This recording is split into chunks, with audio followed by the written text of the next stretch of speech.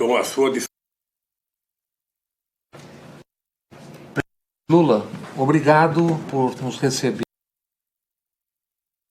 na TV Pública e também para o meu canal Bob Fernandes no YouTube. Presidente, a defesa acaba de pedir ao STF a parcialidade, no caso agora, dos procuradores, e já havia em relação ao juiz Moro. Nesta semana, vários países enviaram ao STF um texto manifesto que acusam de ser parcial, manipulador, acusam prática por ser ao mesmo tempo ao STF Pública da Bahia e também para o meu canal Bob Fernandes no YouTube. Eu vou começar pelo mais recente, presidente. Sua defesa acaba de pedir ao STF um segundo habeas corpus para a sua libertação, alegando a parcialidade, no caso agora, dos procuradores Deltan Dallagnol e outros, e já havia um primeiro em relação ao juiz Moro. Nesta semana, 17 grandes juristas de vários países enviaram ao STF um texto manifesto, disseram estar chocados, acusam o juiz Moro de ser parcial, manipulador, acusam práticas ilegais e imorais e Moro por ser ao mesmo tempo o juiz e parte do processo de acusação. Afirmam que o senhor é vítima de perseguição política num julgamento que não foi imparcial e que desrespeitou o Estado de Direito para eliminá-lo da disputa presidencial. Uma das signatárias desse documento é a professora de Yale, da Universidade Norte-Americana, Susan Rose Ackerman. E eu a cito porque o procurador Dallagnol já disse ser Susan a maior especialista mundial em corrupção e seu controle. Eu pergunto se o senhor alimenta esperanças ou esse já é um jogo jogado. Bom, e o marido dela também, que foi professor do ministro Barroso. Exato. Meu caro Bob, eu na verdade me sinto numa encruzilhada em função da quantidade de mentiras que já foi contada nesse país. Mentiras contadas por delegados que fizeram inquérito contra mim, mentiras contadas pelo Dallagnol, mentiras. E mentiras contadas pelo Moro e pelos ministros, pelo juiz do TRF4. E depois o Superior Tribunal de Justiça, que não entrou no mérito do meu processo. Eu tenho dito habitualmente que eu não quero favor. Não estou precisando de favor, eu estou precisando de justiça. Eu só quero que as pessoas leiam as acusações e as provas para poder me absolverem. Se você voltar ao passado, você vai perceber que na minha audiência com o Moro, eu disse para o Moro, você está condenado a me condenar, porque já se contou muita mentira. O Dallagnol contou a mentira do PowerPoint e não teve coragem de ir numa audiência. Passou a fazer palestra para confirmar a mentira, e tanto o Moro quanto o Dallagnol sustentado pela Rede Globo de televisão. Porque a Rede Globo de televisão não sabe mais viver sem a grade da destruição política desse país.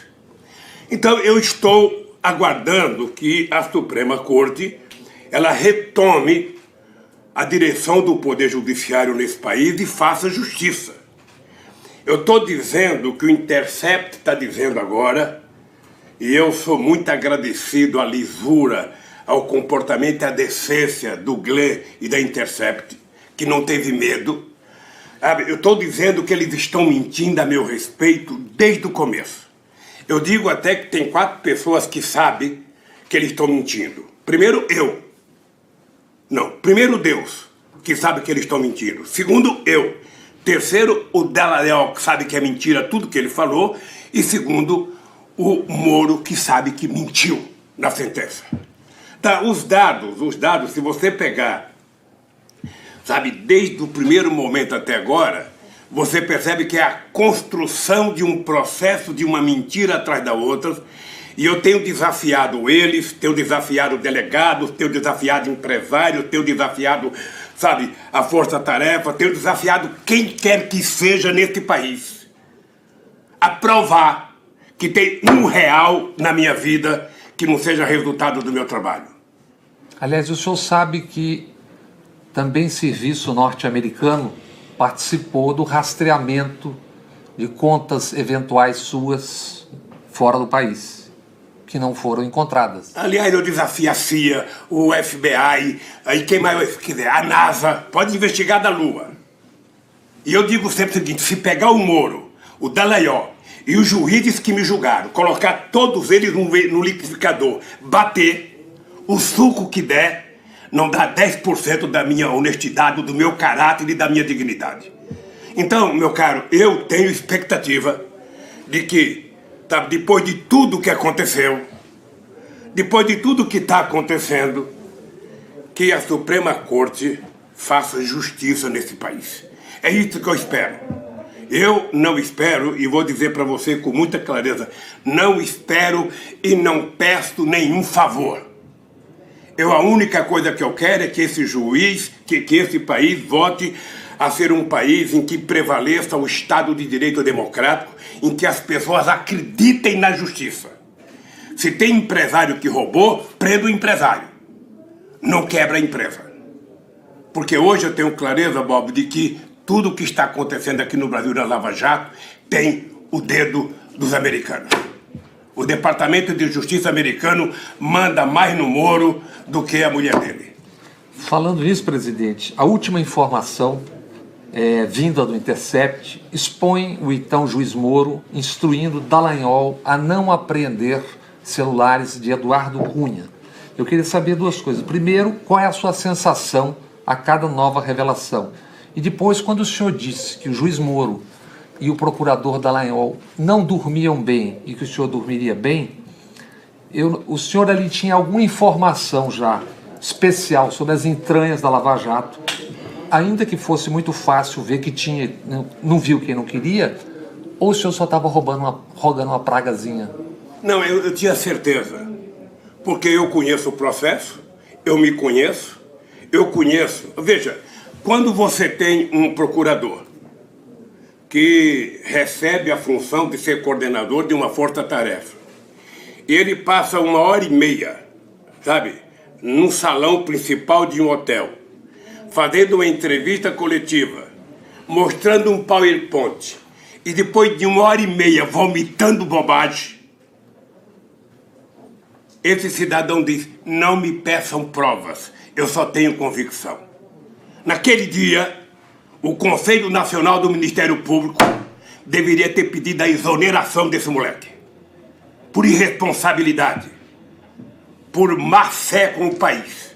Porque o que eles estão fazendo, na verdade, eles estão me prejudicando. Eu estou há 1 ano e meio aqui, tenho filhos, tenho neto, tenho muitos amigos aí fora. Já falei outro dia aqui que eu estou apaixonado, eu quero casar outra vez. Vou completar 74 anos em outubro, sabe? Agora, essa gente não pode fazer com o Brasil o que estão fazendo, porque o Lula está aqui, mas tem milhões aí fora, passando fome e desempregado. Ah, mas nós devolvemos 2 bilhões para a Petrobras, devemos 3 bilhões. Eu quero saber quantos bilhões vocês tiraram da boca do povo brasileiro que perdeu emprego na indústria naval, na indústria da construção civil, sabe? É isso que tem que explicar para a sociedade. O economista Luiz Gonzaga Beluso avalia que só na cadeia de empreiteiras diretas e indiretas teriam sido perdidos de 5 a 7 milhões de empregos. Olha, é muita coisa, Bob. Eu sinceramente, eu gostaria até de vez em quando ficar calmo, mas o que estão fazendo com o Brasil é um processo de destruição. Em todos os níveis, destruição moral, ética, ou seja, estão jogando fora aquilo que o Brasil construiu, e me parece que as pessoas faz 1 ano que eles só falam em reforma política, reforma tributária, reforma política, reforma tributária e privatizar. Ou seja, eles estão destruindo aquilo que dá caráter a uma nação, que é o seu conhecimento, o seu investimento em universidade, em ciência e tecnologia, as suas fronteiras, a sua biodiversidade, a sua água, as suas riquezas minerais e o seu povo. O que mede a qualidade de uma nação não é o tamanho do território, é a qualidade do seu povo. E o que tem acontecido? O que tem aumentado no Brasil? Povo desempregado, povo ganhando menos, povo com menos consumo e povo dormindo na rua. É isso que tem. E o presidente fazendo palhaçada o tempo inteiro. Mas o senhor não acha que subestimavam muito o senhor quando o senhor começou lá atrás e mesmo depois, no começo da presidência, porque confundiam saber escolar formal com capacidade e inteligência? Não lhe parece que há uma certa subestimação da intuição política? Primeiro, eu quero saber o que o senhor pensa do presidente Bolsonaro e se não estão subestimando a intuição política que ele parece ter. Porque é um projeto de destruição de poder, como o senhor está dizendo, mas me parece que é a construção de um outro projeto de poder. Ele mantém os 30% dele, isso que o senhor fala de a palhaçada, mantém todo mundo distraído e eles vão fazendo. Olha, deixa dizer um pensamento que eu tenho. Eu às vezes considero o comportamento do Bolsonaro como o chefe de uma torcida organizada. Tá? O Flamengo, que é o time que tem mais torcida no Brasil, eu penso que é o Corinthians, mas talvez você pense que seja o Bahia. Mas a torcida organizada não representa a torcida. A torcida do Flamengo é muito grande, é uma torcida pacífica, que vai no estádio para ver o jogo. Eles não querem vaiar o jogador, eles querem ver o jogo. Mas dentro da torcida organizada tem pequenos grupos que xingam, que vão no centro de treinamento vaiar. O Collor, ele está governando e falando Bolsonaro para a sua torcida organizada. A quantidade de bobagem que ele fala é para agradar a sua torcida organizada, é para agradar, sabe, os seus fanáticos, aqueles que não estão preocupados com o Brasil, que não estão preocupados com o povo, que não querem saber da qualidade de vida do povo. Então ele vai falando, e ele colocou, sabe, como ministro da Fazenda, o Guedes para fazer todo o mal. O papel do Guedes é destruir a economia brasileira e fazer com que o Brasil seja um país totalmente vassalo, dependente dos Estados Unidos da América do Norte. Esse é o papel. E colocou um grupo de militares aposentados para dar uma certa garantia para eles. Para dizer, olha, nós estamos aqui, olha, nós estamos aqui, nós estamos aqui. E eu, de vez em quando, eu vou dormir e fico pensando aonde estão os militares nacionalistas que defendia a indústria nacional, que defendia a Petrobras, que defendia a Eletrobras, que defendia o etanol, que defendia, sabe, tudo que foi feito por eles aqui nesse país, muitas coisas por eles, uma empresa como a Embrapa, aí eles estão privatizando, aí quando eu fico vendo para quem privatizaram para a empresa estatal espanhola, para a empresa estatal italiana, para a empresa estatal chinesa. Esse dia eu ouvi uma informação, como eu estou aqui, eu não sei se é verdade ou não, o famoso Hotel Copacabana Palace foi privatizado foi vendido por 3 bilhões e 200 milhões de reais. E eles conseguiram vender, sabe, parte da indústria de petróleo brasileira no que diz respeito à distribuição, a BR, por 2 bilhões e 600 milhões. A pergunta que eu faço, e você não sabe quem privatizou, a pergunta que eu faço é o seguinte: em que país do mundo uma distribuidora do tamanho da BR vale menos que um hotel, mesmo que seja com o glamour do Copacabana, Copacabana Palace? Sabe, eu sinceramente não entendo. Então, o que eu acho, Bob, é que a sociedade brasileira precisa parar de reclamar. Eu acho que nós temos que passar esse país, a sociedade não pode deixar eles destruir a universidade brasileira. Não podem. E o discurso deles qual é? Não, porque tem que investir no ensino fundamental. Ora, o nosso país foi o último país do continente latino-americano a ter uma universidade. País como o Peru teve a primeira em 1550. Sabe?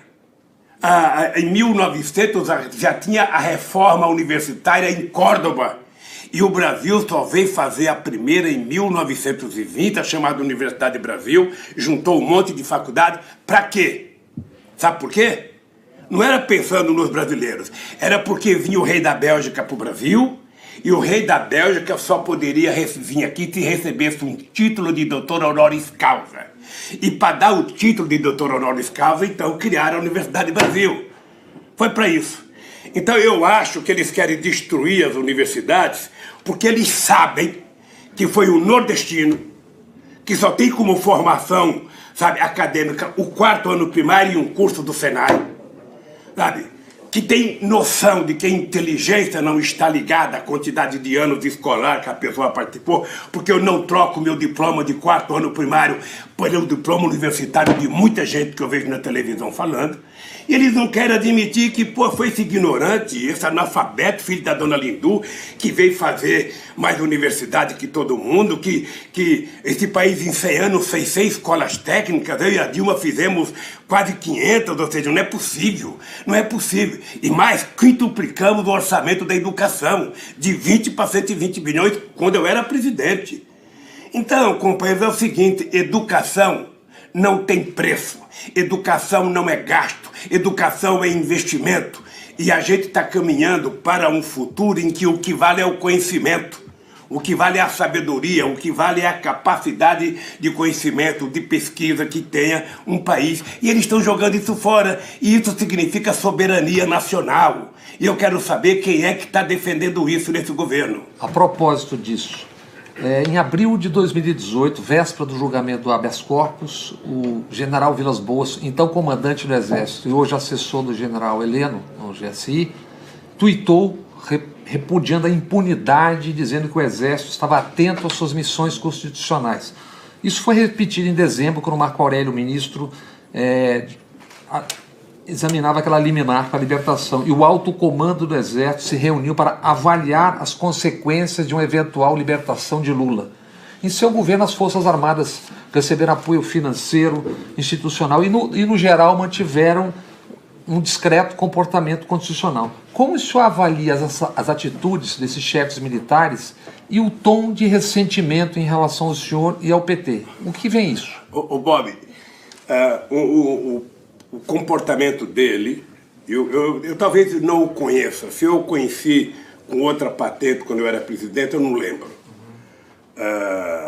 Eu sei que ele está muito doente, numa doença muito delicada, e eu não quero ficar discutindo muito o general Vilas Boas. Eu acho que quem está passando pelo que está passando deveria ter um pouco mais de decência ao se referir a mim. Ele deveria ler os anais das Forças Armadas brasileiras, sabe? Do Marechal Deodoro da Fonseca até o Bolsonaro, e eu duvido que ele encontre nos anais das Forças Armadas brasileiras um presidente que teve o respeito e que cuidou das Forças Armadas como eu cuidei. Ele pode aproveitar que tá doente e ficar lá no palácio, lá, lendo, para saber se em algum momento da história do Brasil um presidente da República cuidou das Forças Armadas como eu. Porque eu queria uma política de defesa. Porque eu não acho que general de exército ou soldado é brinquedo Playmobil, não. Eu acho que eles têm um papel importante na defesa da nossa soberania, em cuidar da defesa do nosso povo contra possíveis ataques inimigos, não contra o nosso povo mesmo. E é por isso que eu quero as Forças Armadas preparadas. Eu quero as Forças Armadas preparadas para quando for preciso, sabe? Não adianta chamar por Deus, porque Deus também vai ajudar o adversário, ou seja, é preciso estar preparado, é preciso ter soldado bem treinado. Quando eu cheguei na presidência, Bob, quando eu cheguei na presidência, pasme o que eu vou lhe dizer. Pergunto para o general Vilas Boas, ou pergunto para o general Endo, que foi o comandante do Exército no meu segundo mandato, ou para o Albuquerque, que foi no primeiro. Quando eu cheguei na presidência, soldados eram liberados 11 horas da manhã porque não tinha dinheiro para o almoço. Tinha soldado que não tinha coturno. A gente estava comprando fardamento da China porque era mais barato. Eu não só, sabe, garanti comida para o soldado, como garanti coturno, como garanti fardamento, como criei uma escola chamada Soldado Cidadão para que os soldados fizessem curso, sabe, de qualificação profissional em parceria com o Senai, como preparei. Pergunto para o general Enzo, que é engenheiro, como que era o batalhão de engenharia do Exército. Era uma empresa sucateada, não tinha nada. Eu transformei o batalhão de engenharia do Exército competitivo com as grandes empreiteiras brasileiras, porque era preciso, eu utilizava eles para poder medir preço e também para construir estrada onde as pessoas não queriam construir. Então... Pergunte para a Marinha o que eu fiz para a Marinha.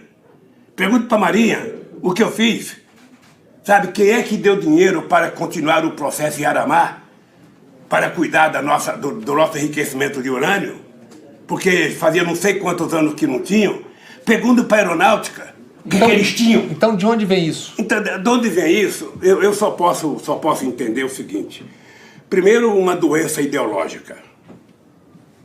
Uma doença ideológica. O ódio do PT, certamente... a única explicação que eu entendo é o seguinte. É porque o PT ousou colocar gente pobre da periferia desse país e do campo nesse país na universidade. Sabe? Conseguiu fazer com que crianças pobres tivessem acesso a um curso técnico profissional. Conseguiu fazer com que as pessoas mais pobres tivessem uma evolução de emprego. Foram 22 milhões de empregos criados. Foram 74% de aumento real do salário mínimo. Foram políticas para garantir a pequena produção agrícola, não só a produção, mas depois a comercialização. Foi mais de 1.400.000 cisternas nesse país, além da transposição das águas do Rio São Francisco, que Dom Pedro queria fazer desde 1846 e que não conseguia fazer. Sabe, então, a única explicação que eu entendo é essa. E mais ainda, porque esse que vos fala, mais os meus governos, mais um companheiro da qualidade do Celso Amorim e o povo brasileiro, fizemos com que esse país, pela primeira vez, fosse protagonista ativo da política internacional. Um país como o Brasil, Bob, não tem contencioso internacional. O Brasil se dá com todo mundo. Eu era amigo de Rugenthal, eu era amigo de Putin, de Medvedev, eu era amigo de Chirac, de Sarkozy, eu era amigo de Angela Merkel, do Scholz, eu era amigo do Bush, do Obama, eu era amigo, sabe, de todo mundo, todo mundo. Ele talvez até estranhasse o tanto de cafuné que eu fazia na cabeça dele, no ombro, nas pernas, porque eu só sei conversar assim. Eu não acredito em política de outro jeito. Então, um país do tamanho do Brasil, nós saímos de 100 bilhões de dólares de comércio exterior para 482 bilhões em 2011. Esse país, sabe, esse país não pode voltar a ser um país, sabe, refém. Olha, nós fomos colônia de Portugal, depois nós fomos colônia da Inglaterra industrial e agora vamos ser colônia dos Estados Unidos. Presidente, a propósito disso, na região hoje se tem rondando a região interesses multipolares. China, que está investindo $500 bilhão na América Latina em 10 anos. A Rússia, que está botando um pé na Venezuela por conta do Brasil ter refluído em relação ao seu papel de liderança. E os Estados Unidos, que nós estamos assistindo tudo o que está acontecendo. O senhor não acha que a fragilização do Brasil numa hora como essa é no médio e longo prazo uma coisa perigosa, e a divisão do país, inclusive quase que geograficamente, entre Nordeste de um lado e tal, o senhor não enxerga no médio e longo prazo uma coisa perigosa para o país? Eu penso que é um desastre. A coisa mais importante que nós fizemos não é a China colocar o pé aqui, a Rússia colocar o pé aqui, não sei quem colocar o pé. Foi a gente colocar o pé lá. A gente colocar o pé lá quando a gente criou o BRICS. Quando a gente resolveu criar um banco do BRICS. Quando a gente começou a discutir de fazer comércio exterior nas nossas moedas sem precisar ficar dependendo do dólar. Isso é o pano de fundo desse movimento todo. Tudo isso incomodava os Estados Unidos quando eu criei, sabe, uma Secretaria de Segurança de Defesa da América do Sul. Ora, como é que se explica, e eu quero que os generais expliquem, como é que se explica o Brasil aceitar ter o subcomandante da 4ª Frota Americana, que existe para tomar conta do Atlântico, diga de passagem, tomar conta do pré-sal, e a gente colocar um general nosso como subcomandante. Subcomandante não manda, é como subchefe. Quem manda é o comandante. Ora, se o Brasil quer tomar conta do Atlântico, cria a sua primeira frota, a sua segunda frota, faça investimento. Nós temos razões, porque nós temos o pré-sal, que é a maior descoberta de petróleo do século XXI, e não se sabe se tem outra, e ainda não se tem certeza quanto tem. Por que você acha que foi construída a Lava Jato e a desgraça que eles fizeram nesse país? Por quê? É para entregar o nosso petróleo. Vão entregar, sabe, o petróleo, vão entregar a refinaria, vão entregar a distribuição. Nós estamos agora importando gasolina, nós queremos exportador. Importando e inventando eles de impostos. Ou seja, é uma vergonha. É uma vergonha. O Brasil é um país que não pode ficar dependente nem da China, nem da Rússia, nem da Índia, nem da Argentina, nem da Venezuela, nem de Cuba. O Brasil tem que ter relações com todos, respeitar todos, porque o Brasil não precisa ser hegemônico, o Brasil tem que ser parceiro. Por que você acha que eu tinha tanto carinho pela África, pelo mundo árabe, pela América do Sul? É porque um país que quer ser protagonista internacional, ele tem que ser generoso. Você não olha para a África pensando em dinheiro. Você olha para a África pensando em que nós temos 300 anos de escravidão que nós devemos àquele povo. Nós temos a nossa raça, a nossa alegria, o nosso samba, a nossa música, a nossa cultura, a nossa dança, o nosso jeito de ser, a gente deve aos africanos. Então olhar para a África é a gente ser generoso e tentar fazer com que haja um comércio em que ele seja superavitário, em que a gente seja transferidor de tecnologia sem pensar em ganhar dinheiro. É o pagamento por 300 anos de exploração da inteligência africana no nosso país. Nós não estaremos fazendo nenhum favor. Por que o Brasil tem que investir na América do Sul? Porque os Estados Unidos da América do Norte, desde que foi descoberto 8 anos antes de nós, nunca quis, em nenhum momento da história, que o Brasil fosse protagonista na América do Sul. O Chaves, eu já disse isso várias vezes, o Chaves era o intelectual das Forças Armadas venezuelanas. Ele era professor. Ele me dizia, sabe, que ele era, sabe, educado para dizer para a sua tropa de que o inimigo da Venezuela era o Brasil. Isso dito por militares americanos. Pegue algum momento em que os Estados Unidos teve bondade com o Brasil. Vamos pegar. Devolveu 2,5 bilhões outro dia. Vamos pegar o Clinton. O que o Clinton fez na amizade dele com o Fernando Henrique Cardoso? Nos empurrou o Sivan, né, da forma que foi empurrada. Vamos pegar o que eles fizeram na Segunda Guerra Mundial. Deram arma velha para nós em troco da gente dar para eles a base em Natal.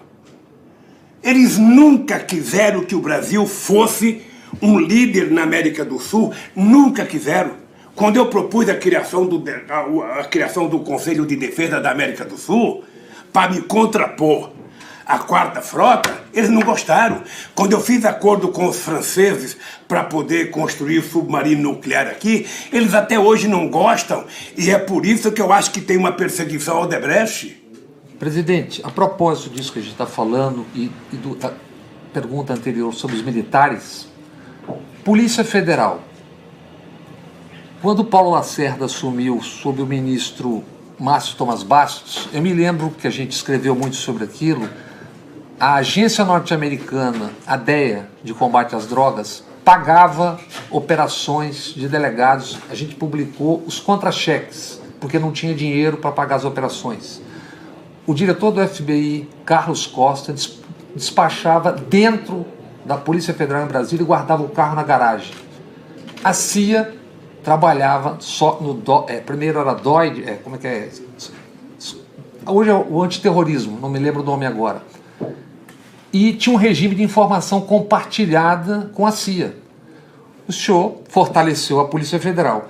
No entanto, na época da Lava Jato, a gente viu delegados não só fazendo campanha abertamente, como ofendendo o senhor e a presidente Dilma. Por que isso? Eu acho que porque não tem nenhum delegado ainda formado pelo ProUni. Eles são, acho que, de uma geração anterior.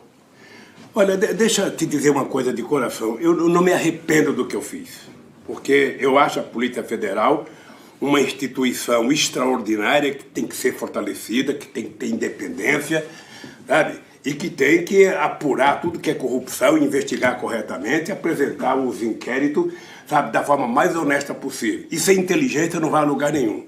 Então, eu tenho certeza que eu fui o presidente que mais contratei gente nas Forças Armadas. Eu tenho certeza que eu fui o cara que mais investiu em inteligência nas Forças Armadas e não me arrependo, não.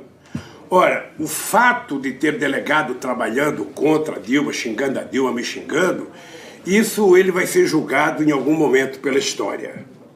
Porque não é esse o papel de um cidadão que tem um cargo numa instituição de confiança, que é concursado e que ganha bem. Esse cidadão ele pode ter o voto que ele quiser, mas ele não pode ter pronunciamento político nem contra, nem a favor, nem muito pelo contrário.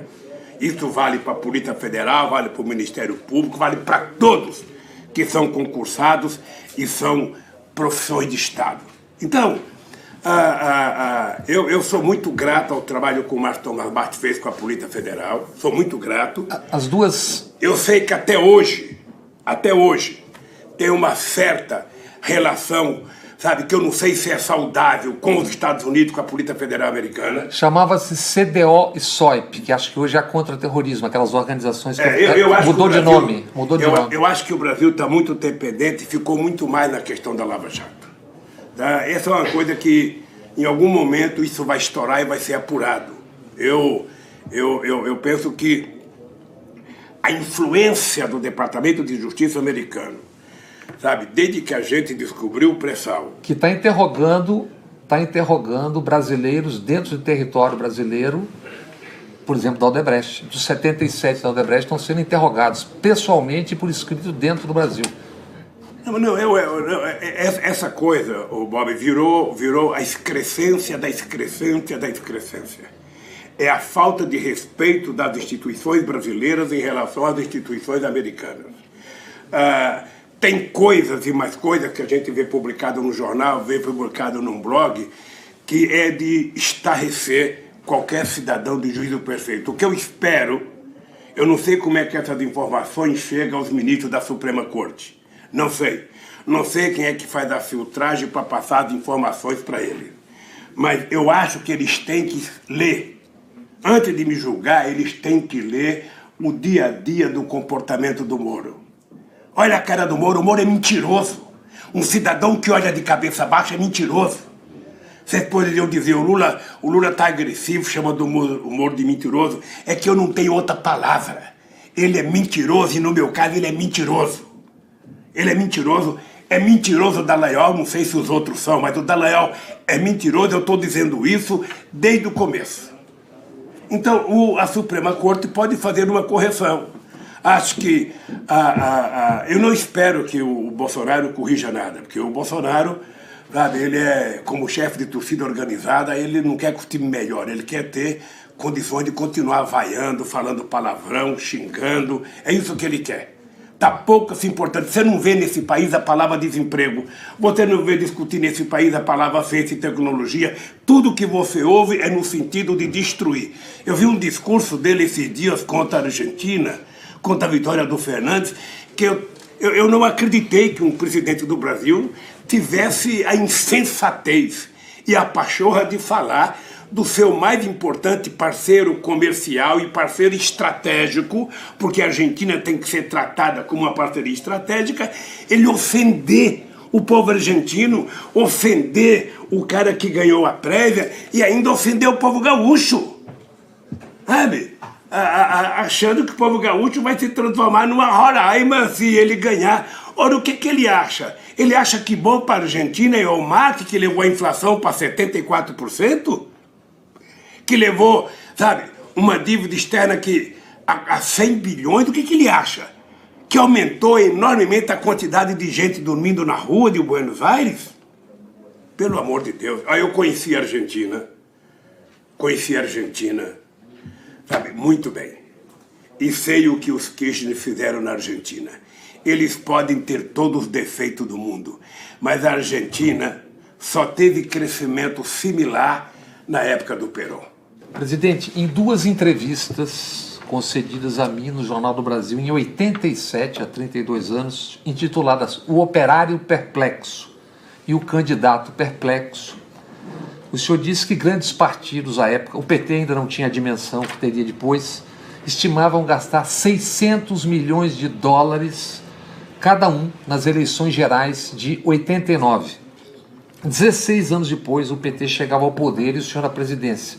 Deixou o poder com 87% de aprovação e hoje o senhor está preso. Onde e como o PT, ou o senhor, ou os dois, erraram, seja politicamente, eticamente ou estrategicamente, a parte manipulação, partidarismo evidentes do judiciário, sendo contado por eles mesmos. O senhor não vê erros graves na condução desse processo? Eu digo o processo político por parte do PT. Eu acho que nesse processo, não. Ou seja, porque... Não ser processo específico, o processo político, a caminhada política. Eu acho que a política brasileira ela tem defeitos e certamente o PT errou muito. Mas o PT não está pagando o preço que está pagando pelos seus erros. Mas quando eu digo erros, por exemplo, eu me refiro a uma coisa que era histórica, que aliás qualquer jornalista, qualquer foca que cobria, sabia que tinha caixa 2 em eleição. Que o espanto com o caixa 2 é uma coisa que me surpreende, porque era naturalizado. A gente acompanhava. Deixa eu lhe falar uma coisa. Eu não sei como é que funcionava a cabeça dos outros presidentes da República, mas veja, quando você vai concorrer a uma campanha, a primeira coisa que você faz é um orçamento de campanha. Tá? Aquele orçamento, aí você indica um tesoureiro que normalmente não é o tesoureiro do partido, é um outro tesoureiro. Esse tesoureiro tem a lei que ele vai arrecadar. Se entra caixa 2 ou não, o único que assumiu foi o Onyx e que o Moro perdoou porque ele assumiu. Né? Agora se sabe que ele estava para entrar na Lava Jato e que o Moro pediu para tirar. Mas toda campanha política, ela tem uma relação entre o partido e os empresários. É por isso que o PT defendia, desde antes, a questão do fim do financiamento privado e que o financiamento fosse público. Mas aí a gente entra na questão... Eu me lembro que no voo de volta, num comício na Bahia e no Pará, a gente fez uma entrevista no avião, a Mônica estava junto e tal, o senhor garantiu que faria a reforma política. Isso, evidentemente, tem a ver com não ter havido uma reforma política. Por que não foi possível fazer uma reforma política? Porque a reforma política não depende de um presidente da República, ela depende dos partidos e do Congresso Nacional. Se eles não querem, não saem. Você não consegue passar uma reforma política se você ferir os interesses de quem é deputado. Ninguém quer rasgar a mofada do banco que está sentado. Tá? O Tasso Genro, quando era ministro, mandou algumas propostas específicas que não é nem mandado. Olha, a reforma política tributária, deixa eu lhe contar uma coisa. Agora estão falando em política tributária, né? Eu vou lhe contar um dado e como você é muito inteligente, a sua memória vai saber do que eu estou falando. Em abril de 2007, eu mandei para o Congresso Nacional uma política de reforma tributária. Essa política de reforma tributária foi aprovada por 27 presidentes de federações empresariais, mais as federações nacionais. Ela foi aprovada por todas as centrais sindicais. Ela foi aprovada por todos os líderes dos partidos políticos no Congresso Nacional. E ela foi entregue por mim e toda essa gente no Congresso Nacional. O Arlindo Chinaga era presidente da Câmara. Foi escolhido o relator, o Sandro Mabel. De Goiás. Pergunte para eles por que não mandou. Eu achei que quando ela chegasse na Câmara ia ser aprovada por unanimidade, porque os governadores tinham concordado, os líderes tinham concordado, os trabalhadores tinham concordado. Quem seria contra? Meu Deus do céu. Não andou. Está até hoje parada e estão falando outra reforma tributária. Mas eu queria voltar um pouco da questão política. Bob, você pode ter certeza do seguinte, o PT é uma família com quase 2,5 milhões de filiados. E você sabe Não sei se você é pai, quantos filhos você tem. Tenho duas. Mas tomar conta de um filho é difícil, tomar conta de 2 é mais difícil, e tomar conta de 3. Tomar conta de 2,5 milhões é complicado. Você tem gente que erra, gente que acerta. O que acontece é que eles resolveram transformar os crimes que o PT cometeu, que certamente não eram diferentes dos crimes que todos cometeram. Se o Vacari fez finança para o partido, a pergunta que eu faço é o seguinte: como é que foi a arrecadação dos outros tesoureiros de partidos que não foram investigados? Por que só o Vacari? Porque havia uma necessidade ideológica de ir atrás do PT. Isso desde o Mensalão. Eu queria que você prestasse atenção no voto do Lewandowski no Mensalão.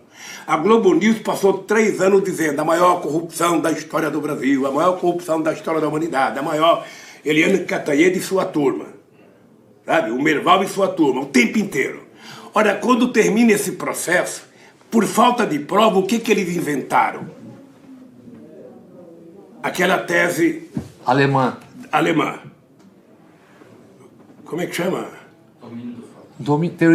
Teoria do domínio do fato. Ou seja, em não tendo prova, eu vou culpar o chefe. Tá? E no seu caso, a finalidade era pegar o Zé Dirceu. Quando chega no julgamento do Lewandowski, a única coisa que eu lembro, porque a imprensa não divulgou, mas eu assisti ao vivo. O Lewandowski prova que primeiro não tinha empresa pública na acusação. Tá? Segundo, que o dinheiro foi utilizado para pagar a Globo, para pagar a Record, para pagar o SBT, para pagar publicidade. Acho que era Brasil Net, uma coisa mais ou menos assim. Era uma empresa privada. Tá? Mesmo assim, o Zé Dirceu foi condenado. Agora, no meu caso, eles inventaram 2 palavras mágicas. Uma do Dallagnol, sabe? Que ele inventou a história da convicção, e o Moro do contexto. Está dentro do contexto, está dentro do contexto. Então, eu venho notando o que eles querem desde o começo. Eu não estou aqui inocente. É importante que eles saibam que eu não estou aqui inocente. Eu estou aqui. Não tem filme, sabe, que às vezes o mocinho vai para a cadeia, fica preso para tentar descobrir, sabe, quem é o bandidão. Eu estou aqui para isso. Então eu quero que o Moro saiba. Quero que os ministros da Suprema Corte saibam. Quero que o general Vilas Boas saiba que eu estou aqui porque eu quero. Eu poderia ter saído do Brasil. Tive muita oportunidade. Não quis sair porque o jeito de eu ajudar a colocar bandido na cadeia é ficar aqui. Quanto tempo eu não sei.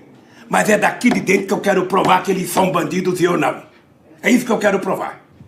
A propósito... E estou muito tranquilo. A propósito da diferença de tratamento que o senhor está falando. O senhor tem 5 filhos. O senhor disse ao Juca e ao Trajano que eles não estão bem de vida no momento por questões financeiras, trabalho, etc.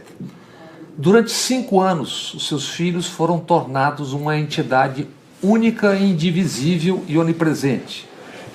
O Lulinha, que é essa personagem que junta 5, era dono da maior mina de ouro do Brasil, a maior fazenda, a maior boiada, dono da JBS, era, como se soube depois, vasculhando.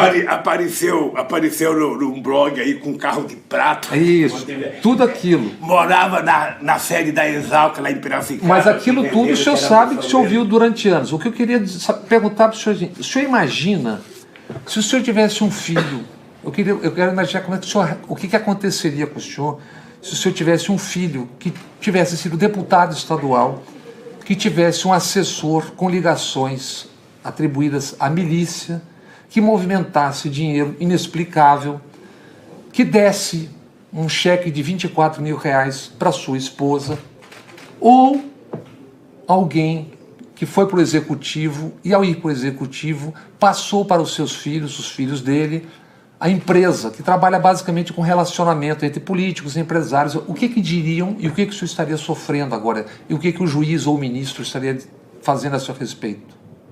Eu pergunto a você, como jornalista, como é que você acha que o Borer falaria no Jornal Nacional? Eu acho que a pergunta contém a resposta. Deixa eu lhe falar uma coisa para você. Eu nunca tive um tratamento respeitoso pela imprensa brasileira. Nunca tive. O senhor não acha que tem responsabilidade nisso? Nunca tive. Nós vamos falar disso depois. Podemos falar, discutir isso. Nunca. Eu duvido que tenha um único gesto meu, sabe, de indignação com a imprensa, porque eu fiquei nervoso, foi com um jornalista do New York Times, É isso. que escreveu uma canalice que era a vontade da Folha escrever. Dizer que eu bebia era uma vontade da Folha, mas como a Folha não tinha prova, aproveitou o americano para utilizar. E eu então desafiava o quê? Eu duvido. Duvido. Veja, eu estou falando para você que vai pro ar, eu duvido ter um brasileiro que diga que depois de 1974 me viu bêbado. Duvido. Sabe por quê? A última vez que eu bebi mesmo, foi Brasil e Holanda, em 1974, no Sindicato dos Metalúrgicos. A gente viu o primeiro jogo que eu vi numa televisão colorida. 2-0. A gente tinha comprado conhaque, veja o tipo de conhaque, Domecq, cachaça, 50, tudo não era de qualidade boa, porque a gente imaginava que o Brasil ia dar um show. Quando o Brasil perde, a gente, ao invés de ir embora para casa, ficamos discutindo quem era o defeito, quem era culpado, se era o Rivelino, se era o Paulo Sérgio Cazu, se era o Luiz Pereira, se era o Leão, ou seja, acabamos bebendo toda a bebida. Eu cheguei em casa trêbado. Tá? Não sei como é que a Marisa não me largou, mas de qualquer forma, foi a última vez. Então eu fiquei muito nervoso. Fiquei muito nervoso, porque... Mas ali o senhor pensou em expulsar o Larry Gota, mas só que tem uma diferença com o presidente recentemente ameaçou prender o Glenn por estar divulgando informações de utilidade pública. Não há comparação com esse episódio lá. O Bob, todos eles sabem. Todos eles sabem. O Silvio Santos sabe, o Johnny Saad sabe, o Edir Macedo sabe, o Roberto Marinho sabe. Ninguém, mesmo o Frias, do finado Frias, pai e filho, sabem que ninguém nunca tratou a Folha com o respeito que eu tratei. Eu tive uma briga com o Otávio Frias, porque eu fui almoçar lá, convite do velho Frias, estou lá almoçando e tal, e o Otávio pergunta para mim, você fala inglês? Eu falei, não. Como é que você quer governar o Brasil? Eu falei, ninguém nunca perguntou para o Clinton se ele fala português, e ele governa os Estados Unidos. Aí ele fez outra pergunta, eu fui ficando enfesado, fez outra pergunta, aí eu falei, Otávio, vamos fazer o seguinte, se você quiser fazer uma entrevista comigo, vamos marcar, e eu venho aqui para fazer a entrevista. Ele falou, não, eu posso perguntar porque eu sou jornalista. Eu levantei, empurrei a bandeja, mandei enfiar a bandeja, e saí, fui pro elevador, fui embora. O velho Fria saiu atrás de mim, o Ricardo Couto, o Zé Alencar, o Clóvis Rossi, que também já morreu. Mas eu falei, não tem problema não. Aí eu olho para a mesa, ele tá sozinho. Aí eu voltei, pus a mão na mesa e falei, Otávio, sabe por que você tá com bronca de mim? Porque eu vou ganhar do seu candidato. Eu vou ganhar do seu candidato, que era o Serra, na época. Tá? Foi a única vez que eu destratei, mas o comportamento civilizado que teve com a imprensa, eu duvido que alguém teve comigo. Agora, o que esse cidadão faz com a imprensa não é não gostar, é humilhar, é vender ignorância para colher facilidade. Mas, presidente, falando do ponto de vista institucional, o senhor teve prestígio político em algum momento para discutir, ao menos, com a população, mas não via Franklin Martins, a regulação econômica capitalista da indústria da comunicação. Todo mundo dito civilizado tem. E tem, ao mesmo tempo, mídia pública, não estatal. BBC, Deutsche Welle, o cidadão é que paga, o que ajuda a pagar. Por que o senhor não conseguiu tocar no assunto, a não ser no final do segundo mandato? Para com isso. O Franklin Martins. Para com isso, nós aprovamos a TV Brasil. Mas aí é uma TV estatal. Na verdade era uma TV pública, que não virou nem estatal, porque ela não conseguiu funcionar a contento. Mas a ideia era criar uma BBC mesmo. A ideia era criar uma RAI. A ideia era criar um Canal 5 francês. Era criar uma televisão, não para brigar por audiência, mas uma televisão que tivesse credibilidade junto à sociedade. Tanto é que nós colocamos a Tereza Cruvinel, minha grande companheira, para dirigir. E não deu certo. Mas isso não é regulação. Isso... Peraí, não deu certo, mas eu só quero falar que nós tentamos criar. A segunda coisa, toda vez que vocês falam, vocês têm que ter em conta, de vez em quando eu acho que vocês se esquecem de fazer uma análise política, né? Para saber o seguinte, quem é que tem condições de fazer uma reforma nos meios de comunicação, uma regulação, com um Congresso, sabe? Mas eu digo discutir, presidente. Deixa eu lhe falar uma coisa para você. Eu, talvez por provocação da imprensa, eu estava muito à vontade e talvez eu tenha sido presunçoso, porque eu disse que ia derrotar a imprensa na rua. Tá? Disse que ia derrotar a imprensa na rua. E até hoje, talvez eles não me perdoem, porque quando não só eu me reelegi, veja, quando eu fui candidato em 2006, a imprensa dava mais destaque para a Luiz Helena, sobretudo o Globo, do que para mim. Por quê? Porque eles imaginavam que a Luiz Helena tirava voto do PT. No fundo, ela tirava voto do Alckmin. Quando eles descobriram, rifaram ela. Ora, quando chegou em 2009, nós começamos a discutir, está na hora de mandar um processo de regulação, e fizemos uma conferência nacional. Não sei se você participou, Martins estava à frente, mas só não participou a Bandeirantes e participou, acho que a Record, não sei. Mas a Globo não participou, o SBT não participou, e nós fizemos um projeto de regulação. Quando chegou em junho de 2010, eu discutia com o Frank que era precipitado a gente estar entrada num processo daquele no final de mandato, que era preciso construir para que aquilo fosse dado entrada no começo de um mandato. Esperamos, ganhamos as eleições, sabe? E demos a companheira Dilma, sabe, para entrar no Congresso Nacional. Não sei por que não entrou. Não, eu nunca conversei com a Dilma. Ela me disse numa entrevista para a TVE também que não existia, que seria derrotada no Congresso. Isso, mas o debate, independente de derrotado ou não, o debate... Mas você sabe que o debate nós fizemos nas conferências, porque teve conferência municipal, estadual e nacional. Quando chega no Congresso Nacional uma coisa que eles não querem discutir, não tem debate. E por que não ocupar a rede de televisão com todas as posições, eventualmente? Por que não discutir na televisão 1 hora por mês com todas as posições? Que televisão? Ué, o Estado é o concessionário. Que televisão? O Estado não é o dono da concessão? Não, veja, o Estado, na verdade, é o dono, mas o Estado hoje é refém da concessão que mas ele faz. Esse é o problema, né? Essa é uma coisa que nós deveríamos regular. É isso, mas é isso que eu estou me referindo. O Estado, para fazer propaganda sobre saúde, o Estado desconta do imposto de renda das empresas. A campanha eleitoral também. Então é uma vergonha, ou seja, você é dono da concessão, as empresas ganham dinheiro à vontade, as empresas falam mal do governo e qualquer coisa que você pede, eles ficam contra. Você, por acaso, tem noção do que fizeram com o Haddad em São Paulo? O Haddad, que é um cara de classe média, o Haddad é coisa pra caramba, um cara só.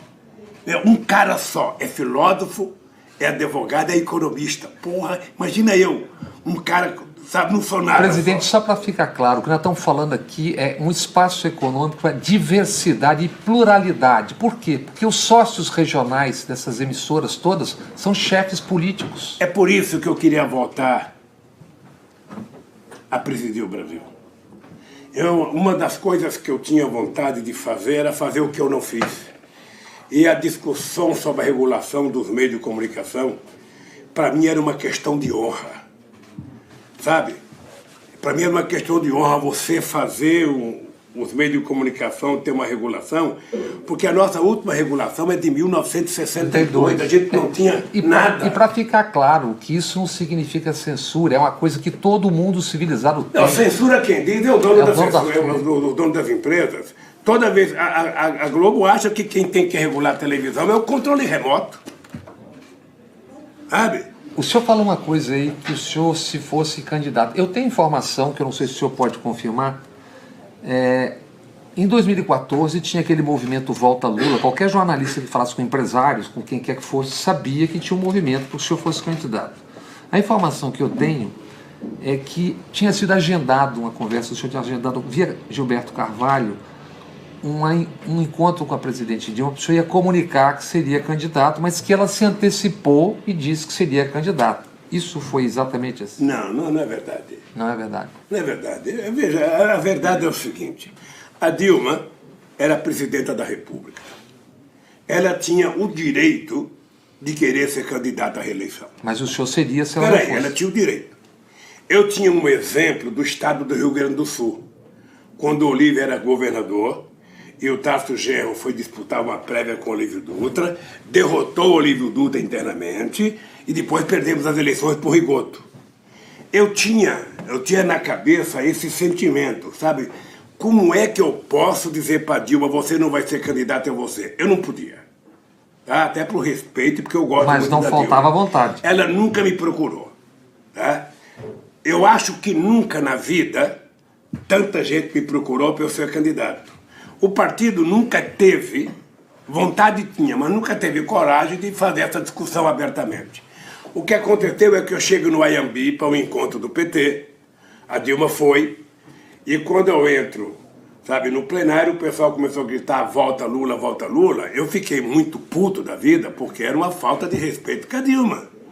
Então eu peguei o microfone e falei, vamos parar de brincadeira, esse país tem candidata a presidenta e a candidata é a nossa presidenta, Dilma Rousseff. E matei o assunto. Teve reuniões na casa de pessoas com 200, 300 empresários que queriam tocar no assunto de ser candidato e eu vetava. É porque eu respeitava o direito da Dilma querer ser candidata. Eu posso ter errado? Posso, mas estou com a minha consciência tranquila de que não fiz nenhuma sacanagem com ela e nem estuprei o direito político que ela tinha. Presidente, os bancos do Brasil, os 4, Banco do Brasil, Itaú, Bradesco e Santander, tiveram no segundo trimestre um lucro de 20 bilhões e 400 milhões. Não tem algo aí que já estava e segue errado, principalmente quando a gente olha para o outro lado e a gente vê como anúncio de absolutamente obrigatório o arroxo na Previdência, o desmonte nas leis trabalhistas, a venda de pedaços da Petrobras, Eletrobras, etc. Que rumo nós estamos indo e o que se deveria fazer? Olha, o fato dos bancos, se os bancos forem deficitários, eles quebram. Então é importante que eles tenham uma margem de lucro aceitável pela ética determinada pela cabeça humana. O que não pode é só eles ganharem. É exatamente o que eu estou me falando. Não. O que não pode é só eles ganharem, porque se eles ganham um pouco, se os empresários ganham um pouco, se os trabalhadores ganham um pouco, se os funcionários públicos ganham um pouco, está razoável. Tá? O que nós fizemos? Eu não sei se você lembra no meu governo, cada vez que a taxa Selic aumentava 0,5%, eu reduzia 0,5% na TJLP, que era a taxa de juros de longo prazo do BNDES. Porque no Brasil você tem o seguinte, olha, no Brasil você tem, não sei como é agora, mas no Brasil você tem um conjunto de pessoas que buscam dinheiro no BNDES. O juro não é a taxa Selic. Você tem um conjunto de pessoas que pegam dinheiro na Constituição Civil, na Caixa Econômica Federal. O dinheiro não é a taxa Selic. Você tem um conjunto que pega no Banco do Brasil, para a agricultura, não é a taxa Selic. Então você tem ainda os grandes que podem pegar dinheiro em dólar que também não paga a taxa Selic. Então você tem aí uns 25% ou 30% que são setores médios, pequenos e médios empresários, que esses sim ficam sufocados dioturnamente porque estão pendurados na promissória, estão pendurados, sabe, nos bancos, esses não conseguem ir para frente. Ora, o que a gente decidiu? Só tem um jeito de enfrentar essa situação, sabe? É a gente injetar dinheiro, sabe, na base da sociedade. Foi por isso que nós criamos o crédito consignado. Foi por isso. Porque é engraçado que eu não vejo as pessoas protestarem contra os prédios bancários. Porque o que mata o povo não é uma taxa Selic de 6%. O que mata o pobre é uma taxa de juros na Casa Bahia de 300%, é um cartão de crédito de 300%, é um cheque especial de 300%. Sabe? O coitado do pobre comprar um microfone, comprar um copo, a prestação e pagar 280%, isso é que mata o pobre. E é disso que nós temos que cuidar. É por isso que nós temos que ter banco público forte para emprestar dinheiro para os pequenos. Eu, se tivesse voltado à presidência, o BNDES não ia mais ter um banco para financiar os grandes empresários. Ele deveria ser avalista dos bancos, dos empresários, e os empresários buscar dinheiro mais barato, sabe, no Japão, na Alemanha, nos Estados Unidos, onde tivesse, para que o dinheiro do BNDES pudesse ser utilizado para a gente poder fazer investimento em pequenas e médias empresas. Eu, por exemplo, tenho um orgulho. Sabe, eu espero que esse cidadão que o Bolsonaro colocou no BNDES agora denuncie que no meu governo nós emprestamos 200 milhões para os catadores de papéis. Eu espero, sabe, que ele denuncie. Pô, o Lula deu dinheiro para catador de papel. O catador de papel não merece. Merece. E são melhores pagadores do que os grandes. Então, o problema do sistema financeiro no Brasil é que a economia hoje ela está totalmente financiarizada. Ou seja, quando se fala em mercado, não se fala nem na produção industrial, se fala nos bancos, se fala no rentismo. A pergunta que eu faço é a seguinte: onde estão os empresários brasileiros? Eu sou de um tempo em que você tinha grandes empresários, lideranças importantes. Lideranças muito importantes que lutaram pela conquista da democracia. Aliás, um deles quebrou esses dias, que era o Bardella, o Cláudio Bardella. Mas quem é que não lembra do Bardella, do Antônio Emílio de Moraes, do Enar Koch, sabe? De gente muito importante na economia brasileira. Hoje você não tem. Hoje o grande empresário que aparece na televisão é o Louro José. O Louro José é aquele da van. Gaio. Aquele da van. Que aparece com um paletó amarelo e paletó verde e gravata amarela. Qualquer dia Ana Maria Braga pega ele e bota ele em cima da mesinha lá e vai tratar ele como Louro José. É esse empresário que tem. Cadê os grandes empresários? E se a gente continuar com essa política de puxa-saco americano, a gente vai acabar perdendo, sabe, o potencial que nós temos do agronegócio em outros países. Porque eu não sou contra. O Brasil é exportador de commodities, só exporta commodities. Veja, é preciso que a gente avalie quanto de tecnologia tem num quilo de carne de frango, num quilo de carne de porco, num quilo de carne de boi, num grão de soja. Sabe, tem muita tecnologia, tem muita genética investida aí. Não é menosprezar. É que o Brasil tem que ser exportador de commodities, mas exportador também de produtos manufaturados. Como é que a gente vai brigar com a Argentina, que é o nosso maior importador de produtos manufaturados? Então, Bob, eu sei que eu estou falando demais, mas eu queria te dizer uma coisa. Olha, dirigir um país, a primeira coisa que você tem que ter na cabeça é que você não dirige para grupos, você dirige para todos. Você tem que ter o mesmo respeito para um catador de papel, o mesmo respeito para um engenheiro, o mesmo respeito para um empresário. Só que a sociedade tem que saber que dentre toda a sociedade você tem que escolher aqueles mais vulneráveis para você poder dar uma injeção a mais, sabe, você colocar mais crédito, você fazer mais investimento para gerar emprego, você mais investimento para construir sua casa. É por isso que nós queremos o Minha Casa Minha Vida. Você não fala em financiamento para um cara que ganha um salário mínimo. Ele não tem como pagar uma prestação de 300 ou 400 mil reais, de 400 reais. Ele não tem como pagar, ou ele come ou ele paga. Então, você veja uma coisa. Foi bom eu lembrar disso para te falar uma coisa. A nossa menina que está presa lá em São Paulo. A Carmen. A filha da Carmen. A preta, ou seja, que esculhambação é essa? Que justiça que nós temos nesse país? Sabe, que vai pegar os coitados que deveriam estar sendo guardados para poder ter uma casinha, eles são culpados. Cadê o prefeito que não foi cuidar do prédio abandonado? Quem é que deveria cuidar daquele prédio? E quem está preso é os inocentes. Então, não dá. A minha tese é o seguinte: não dá para continuar assim. Eu não sei por que eles têm medo que eu saia daqui. A única coisa que eu quero que eles saibam é o seguinte: olha, se sair daqui, eu não vou para a rua contra ninguém. Eu não vou para a rua, não faz parte do meu feitio ir para a rua falar mal dos outros. Eu vou para a rua levantar a autoestima desse povo, que esse povo nunca elegeu um presidente com o objetivo de destruir o país.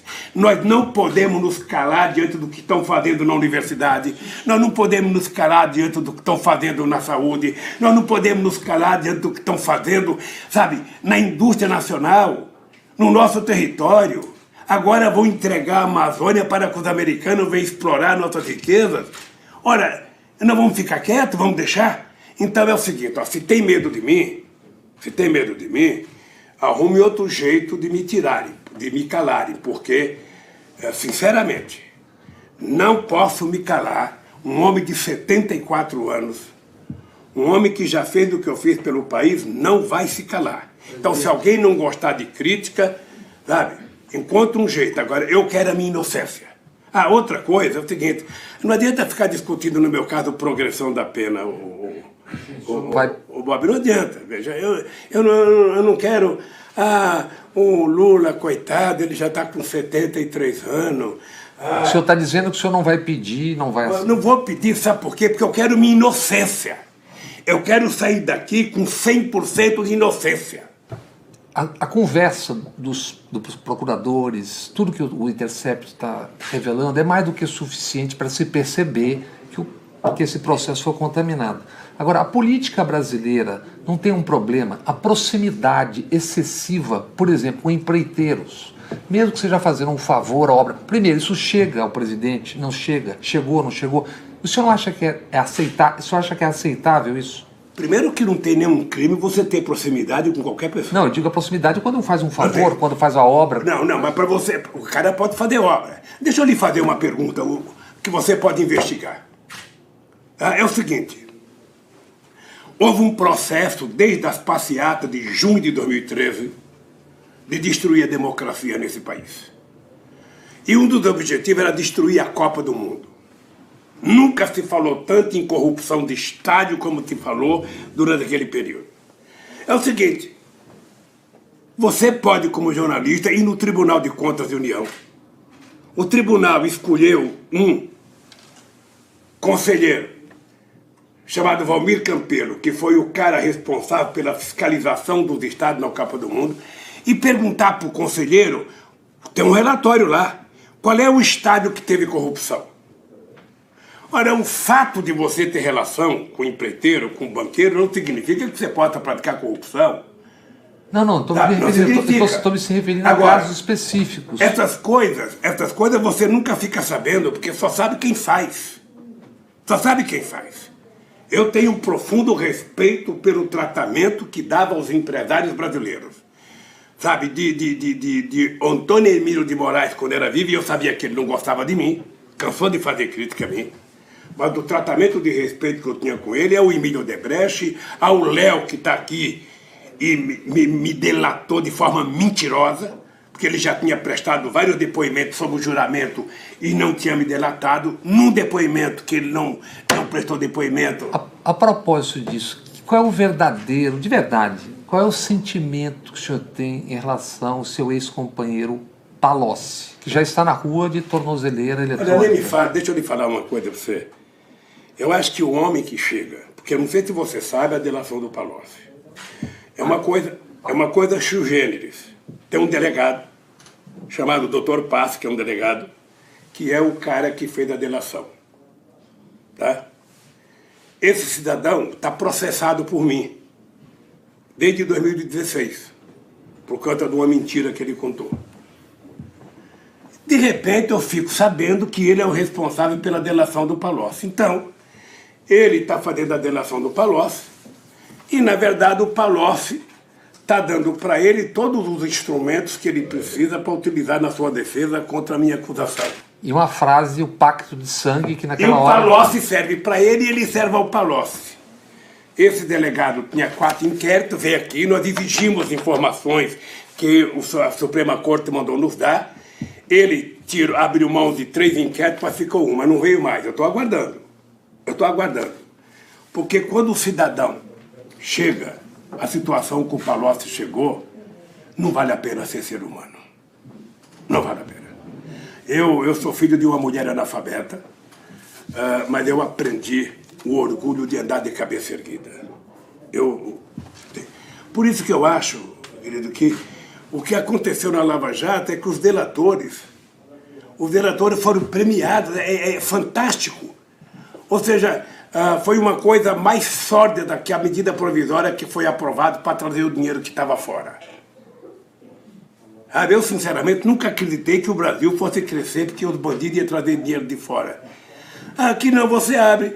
O Sérgio Machado delatou, então você vai ficar com metade que roubou. O Barroso delatou, você vai ficar com metade que roubou. E uma parte daquela os americanos vão dar para o Dallagnol criar uma fundação. Veja que absurdo. O senhor acha que aquilo ali era um projeto de poder, na verdade? Eu acho. Deixa eu te falar uma coisa, nem todo mundo está preparado, sabe, para enfrentar a célula narcisista. Essa gente toda é narcisista. Esse Dallagnol eu não conheço pessoalmente porque ele nunca teve coragem de ir numa audiência comigo. Nunca. Mas esse Dallagnol deveria ser um cara que levantava de manhã, primeiro pedia a benção para o Moro, depois ia na frente do espelho e perguntava, espelho, espelho no meu, tem alguém mais inteligente, mais sábio, mais competente do que eu? Sabe, deve sim, porque eu sempre disse que ele era Bob, bote na cabeça o seguinte, no meu caso, eu só posso falar pelo meu caso, tá? E é por isso que eu desafio eles. Sabe, o que eles julgaram, na verdade, não foi o Lula. O que eles julgaram foi o meu marido. O que eles julgaram, tem tanta coisa absurda, que eu não vou falar porque vai ter outras oportunidades, mas tem tanta coisa absurda, sabe, a ponto deles inventarem uma medida provisória por causa da compra do caça sueco, que foi feito 2 anos depois ou 3 pela Dilma. Sabe, eles foram inventando, o Lula viajou para tal país, o Lula viajou para tal país. Eles têm aqui na Polícia Federal todas as minhas palestras. Aliás, essa foi uma primeira tentativa. Foi. E depois viram que Não, mas eles têm todas as minhas palestras daqui e pegaram meu discurso, que é plágio se utilizar. É plágio, eles têm que saber que está tudo por escrito, está tudo filmado, tudo fotografado.